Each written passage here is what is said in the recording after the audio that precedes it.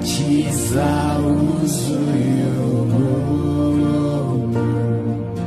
nshuti mucunguzi,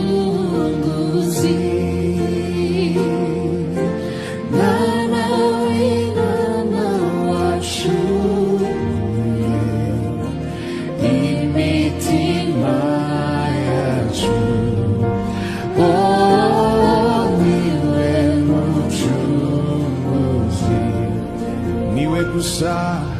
Niwe gusa duhimbaza, niwe gusa